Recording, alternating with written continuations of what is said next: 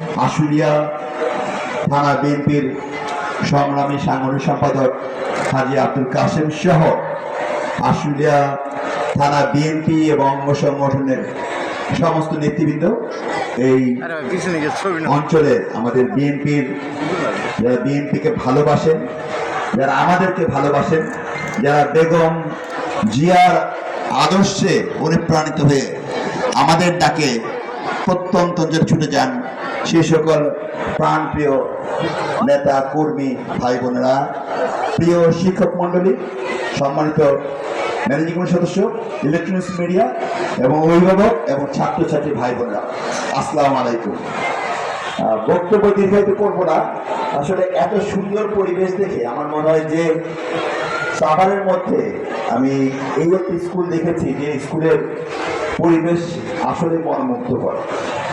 এত সুন্দর এই ফ্যান ছাড়া বা আমরা বসে আছি, আমাদের গরম লাগছে না, এই গরমের দিনও এটা আসলে আল্লাহর একটি নিয়ামত।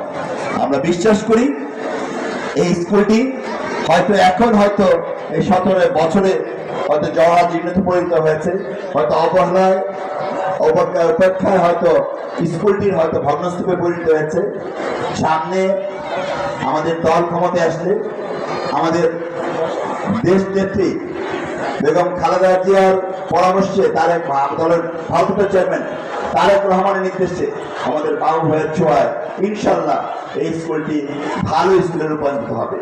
আপনাদের স্কুলে অনেক সমস্যা ইতিমধ্যে আমাদের মাননীয় এমপি মহোদয় শুনেছেন।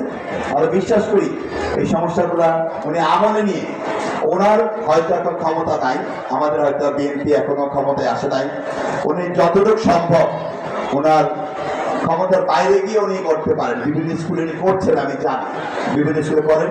ওনার ক্ষমতার বাইরে ওনার ক্ষমতা থাকে, সেই ক্ষমতাতে ইনশাল্লাহ এই স্কুলকে উনি উন্নয়নের ছোঁয়া লাগাবেন ইনশাল্লাহ, আমরা সেটা বিশ্বাস করি। সেই সাথে আমার অনুরোধ থাকবে যে এই যে আমরা আজকে পুরস্কার বিতরণ অনুষ্ঠানে এসেছি, বক্তব্য দিচ্ছি, পুরস্কার দিলাম, দিব হয়তো, কিন্তু আমরা আসলে চাই কি একটি স্কুল বার্ষিক ক্রীড়া প্রতিযোগিতা, সেটা বার্ষিক ক্রীড়া প্রতিযোগিতার মধ্যে হবে, সেটা বক্তব্য নির্ভর হবে না। এখানে সকাল থেকে স্পোর্টস হবে, ছেলে মেয়েদের অংশগ্রহণ থাকবে, এলাকার মুরব্বীরা আসবেন, অভিভাবকরা আসবেন, এটি উৎসব মুখর পরিবেশ থাকে স্কুলে।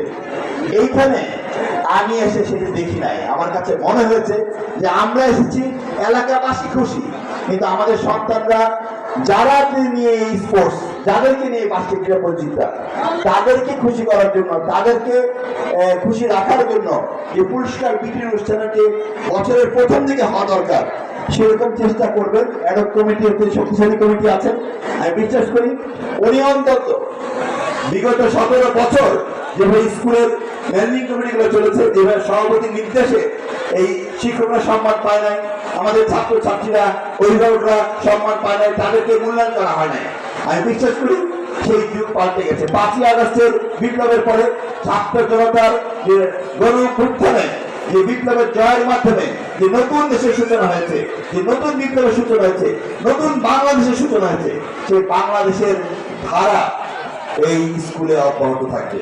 আমিও বিশ্বাস করি এই স্কুলের যাবতীয় উন্নয়নে এই এলাকাবাসীর সদস্য থাকবে, এলাকাবাসীর সহযোগিতায়, আমাদের দলীয় নেতৃবৃন্দের সহযোগিতায়, মাননীয় এমপি মহোদয়ের পরামর্শে এই স্কুলটি ধীরে ধীরে উন্নয়নের দিকে এগিয়ে যাবে, লেখাপড়ার মান উন্নয়ন হবে।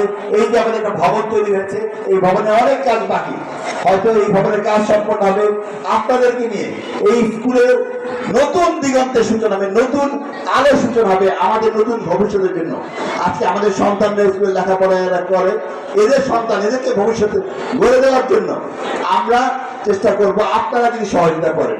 আমরা চাই ফারুকনগর সহ এই সমস্ত ধামসোনা ইউনিয়নবাসীর কাছে এই স্কুলটি আদর্শ স্কুল হিসেবে রূপান্তরিত হবে।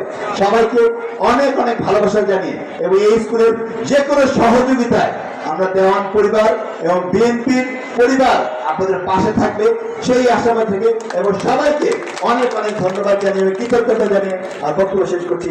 আল্লাহ হাফেজ।